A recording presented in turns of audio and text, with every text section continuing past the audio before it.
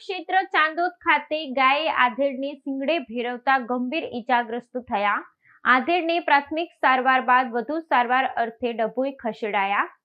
અવારનવાર રખડતા પશુઓના હુમલાથી નગરજનોના જીવ જોખમાઈ રહ્યા છે, છતાં ચાંદોદ ગ્રામ પંચાયતના સત્તાધીશો પ્રજાની સુરક્ષા હેતુ સમખાતવા પૂરતું કોઈ કાર્ય કરવાના મૂડમાં નથી। તીર્થક્ષેત્ર ચાંદોદ ખાતે ગાયે આધેડને શિંગડે ભેરવતા ગંભીર રીતે ઈજાગ્રસ્ત થયા। આધેડને પ્રાથમિક સારવાર બાદ વધુ સારવાર અર્થે ડભોઈ ખસેડાયા। અવારનવાર રખડતા પશુઓના હુમલાથી નગરજનોના જીવ જોખમાઈ રહ્યા છે, છતાં ચાંદોદ ગ્રામ પંચાયતના સત્તાધીશો પ્રજાની સુરક્ષા હેતુ સમખાવા પૂરતું કોઈ કાર્ય કરવાના મૂડમાં નથી।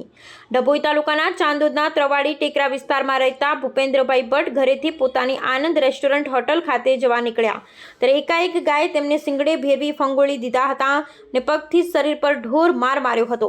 આસપાસના દુકાનદારો અને રાહદારીઓ દોડી આવી મહા મુસીબતે ગાયના ચુંગલમાંથી છોડાવી ગંભીર રીતે ઈજાગ્રસ્ત ભૂપેન્દ્રભાઈ ભટ્ટને પ્રાથમિક સારવાર બાદ ડભોઈ ખાનગી હોસ્પિટલ ખાતે સારવાર અર્થે ખસેડતા તબીબી તપાસમાં મોઢા તેમજ શરીર પર ગંભીર ઈજાઓ તેમજ હાથ અને ખભાના ભાગે ક્રેક આવી હોવાનું જાણવા મળ્યું છે।